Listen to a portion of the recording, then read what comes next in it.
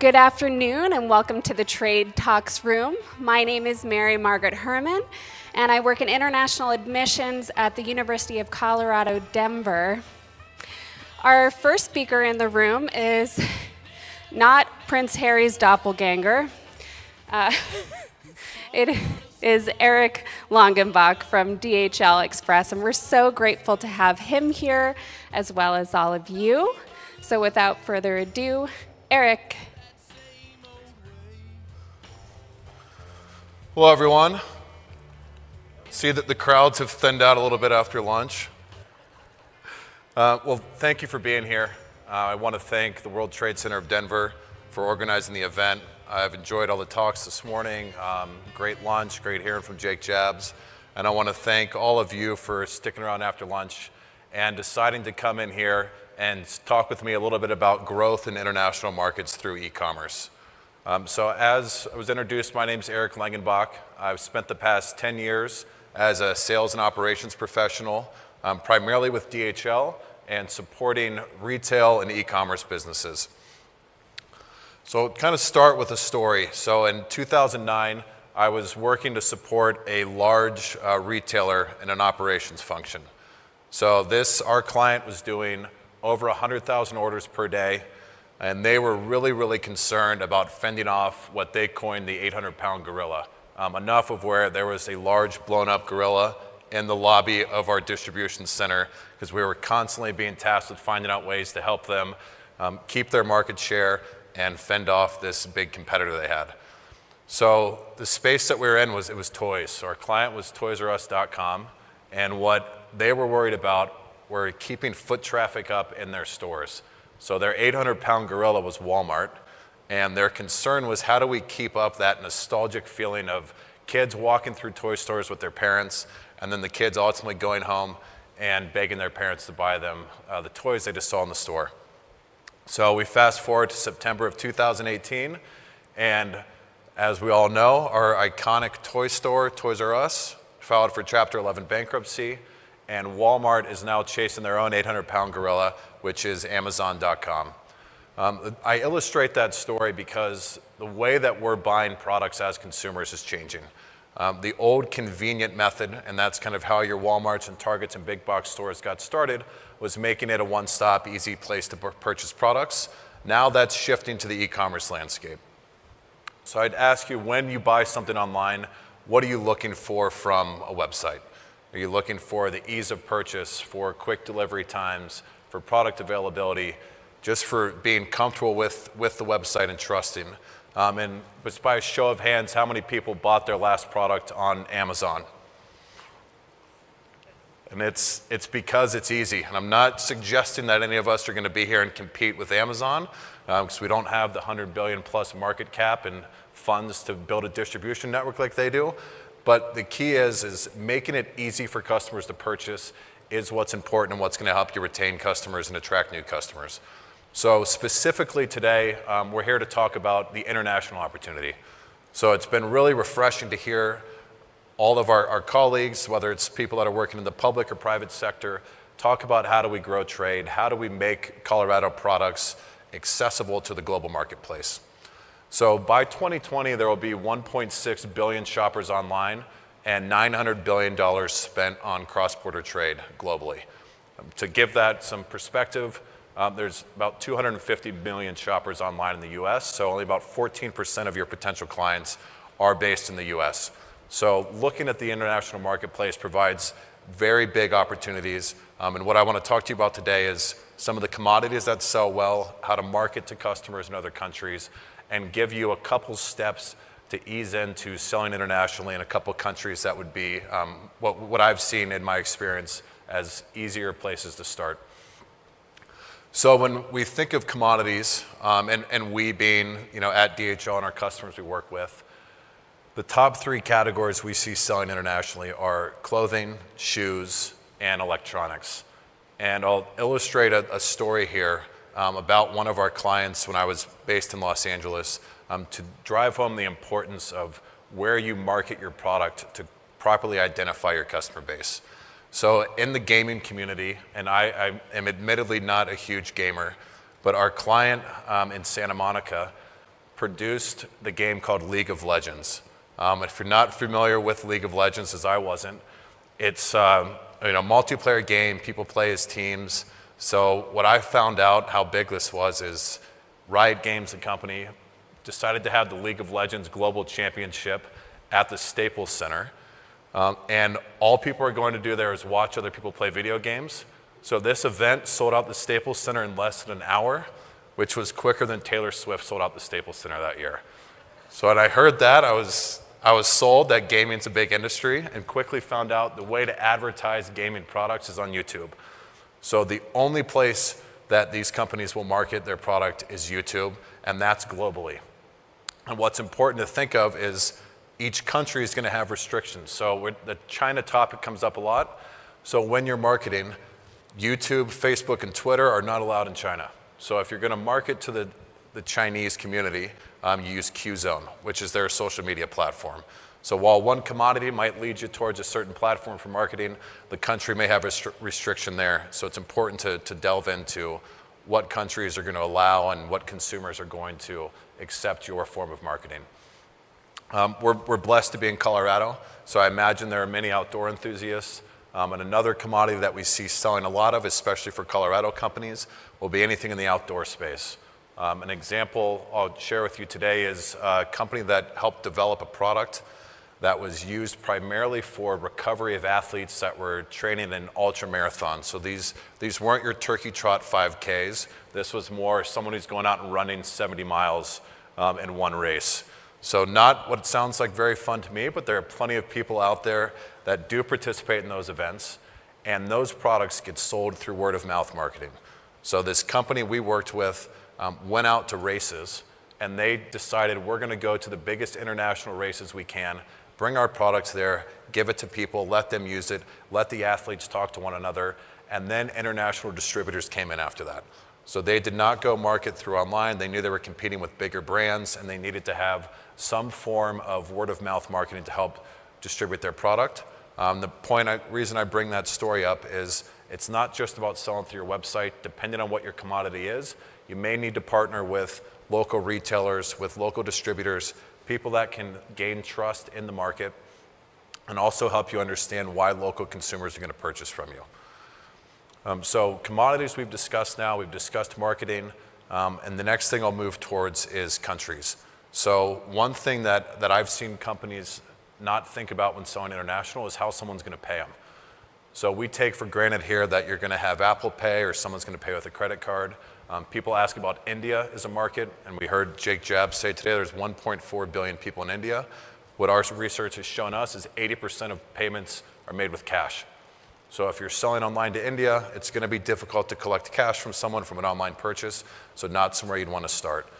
You look at e-wallets, which are taking off and are very popular.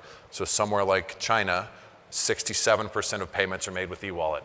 But it's not Apple Pay, it's not often Samsung Pay, it's Alipay, it's WeChat or WePay, and Union Pay. So I'm telling you these stories here and helping you understand the payment methods, because it doesn't mean you need to build your website specifically to sell into one country. You can look at other countries that have payment methods that are similar to what you may be offering on your domestic website now. And those are three of the countries that we see companies have the most explosive growth and the easiest entrance to market. The first country is Canada. And that one is, of course, Canadians are familiar with buying products from overseas. So 29% of all retail e-commerce purchases are made cross-border in Canada. And that lists them as one of the 3 highest consumer rates for cross-border e-commerce purchases. English is the primary speaking language. So another thing is, do you have to convert your website with language translation? So if that's something you're not willing to invest in, then you want to start with English-speaking countries. In Canada, while we do it, there's a portion that's French-speaking. The majority of Canadians speak English and can shop in English.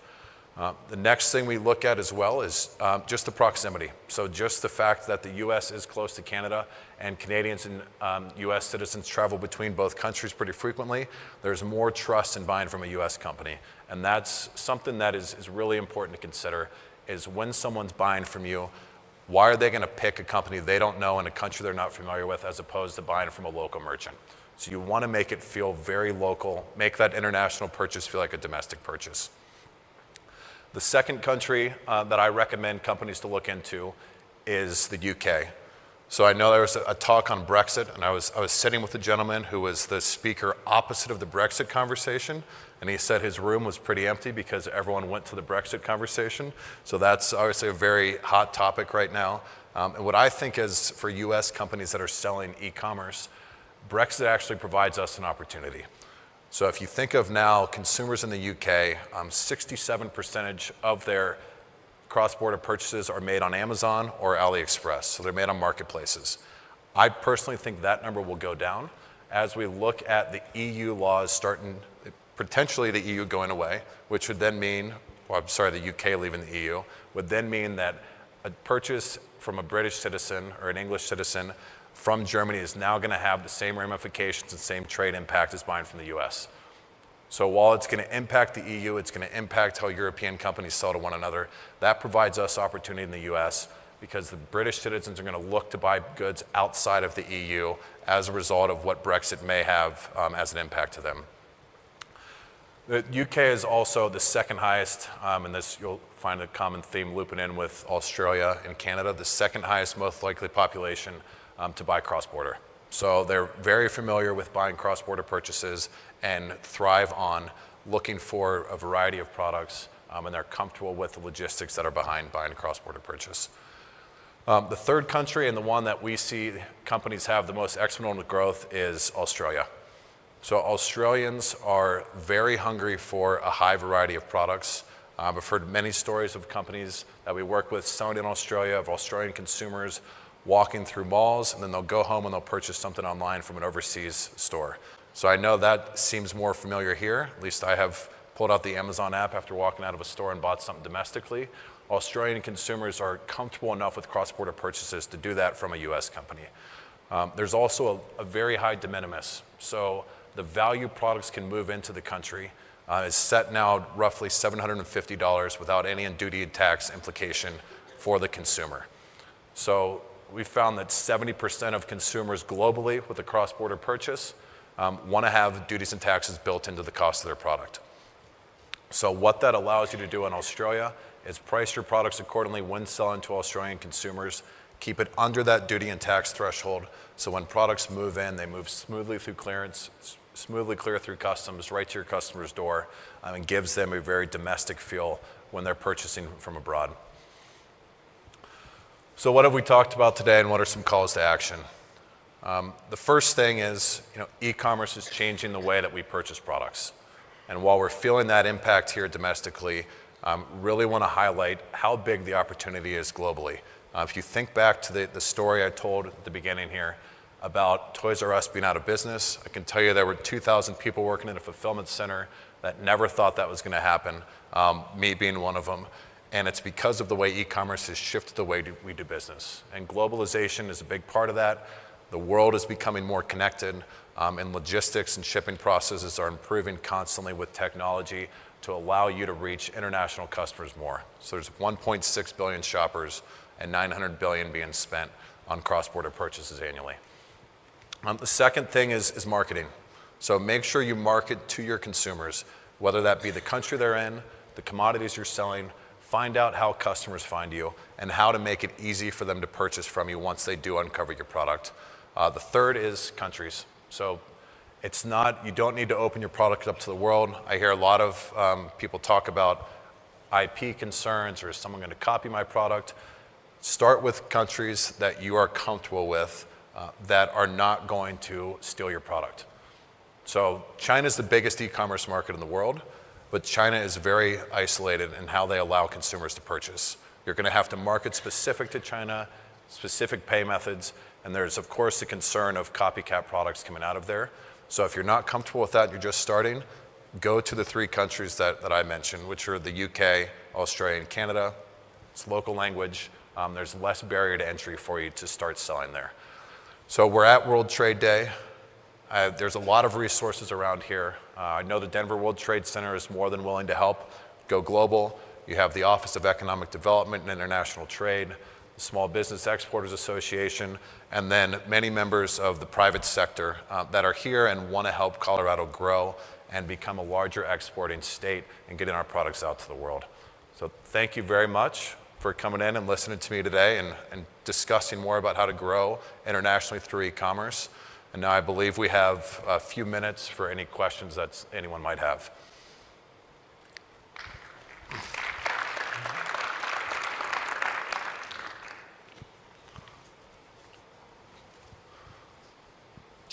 So I was going to ask about the future of retail and how they may incorporate that, because I don't see the storefront disappearing, or there'd be a lot of nothing out there, coffee shops and breweries, so that's all we'd have.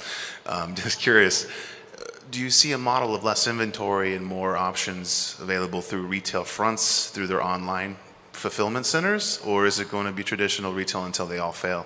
So the larger e-commerce are really retail storefronts, so something like a Forever 21, ones that you typically see with a lot of storefront, are looking for, how do I fulfill to these stores? So I had some examples I can use of high fashion companies that were in Los Angeles. They've told me we will always have storefronts in the high traffic areas of London, Hong Kong, New York City, places where there's affluent citizens and people that are going to spend a lot of money. But what they need to figure out is, how do we make an attractive storefront in the front where someone's going to walk in and it's aesthetically beautiful, and there's a fulfillment center running out of the back that we can do just-in-time deliveries, same-day deliveries to metropolitan areas. So the retail, I think, you'll still have foot traffic, you'll still have big box, or I shouldn't say big box, still have storefronts for more specialty brands. And really people now are looking at it as, how do we take advantage of the existing real estate we have and turn these into many fulfillment centers to get us closer to our customers.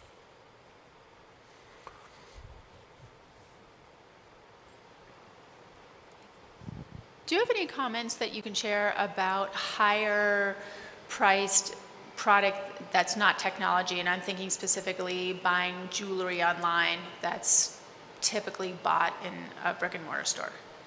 So the restrictions from customs and really from the shipping carrier side are much more stringent on jewelry because of the high value. So a lot of that is a safety concern. That theft is more prevalent with it going through customs depending on where you're selling to, and also the concern of within the supply chain there being theft. So I still see that as being we don't see it growing as much on an e-commerce scale when it comes to expensive jewelry. We're looking for people that are sourcing that and using more of like a Brinks or someone that's very secure, and I mean the very high end, whether it's diamonds or expensive watches, that kind of thing. I think that's still going to be something now that is more of a storefront deal, and we see that with many of the high-end purchases. I think the growth is coming more of the $100 bracelet than it is going to be the $10,000.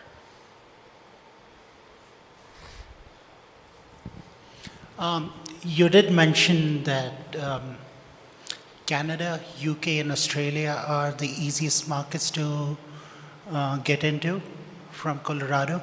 So I am involved with an e-commerce company that sells athletic wear, and we have to turn down a lot of orders from Canada because it's just not economical to use either DHL or FedEx. And the athletic apparel we sell isn't really cheap. It goes for $80 a piece. So how do you think a new startup should look at the transport problem of just getting their goods there? And so this will sound, I hope there's no one from DHL in the room, but if I'm just speaking to you and not as a DHL employee, I think Canada is a much easier place to go ground. So it's setting customer expectations. And if you can do larger fulfillment, so you're lowering your cost per unit for shipping, if that's something you're able to do when shipping up to Canada, working with local fulfillment companies in Canada to get closer to your customers, I think that the main part is, where's that break even of your cost per unit sold as it relates to the shipping budget that you have. And what we recommend, or I tell customers honestly, is also to put different options on there. So you will have someone who spends $80 on a pair of athletic wear, and then also wants to spend $40 to have it shipped to them and arrive the next day. You can have other customers who say, I'll wait 10 days because I only want to spend $10. So I think offering the different options that you can and trying to find a partner who believes in your product. I know that I'm sure the shipping company says, what's the volume we're going to get today? And we're only going to give you a discount based on what we pick up tomorrow. But finding someone who's going to give you a little bit of leeway into growing your business there.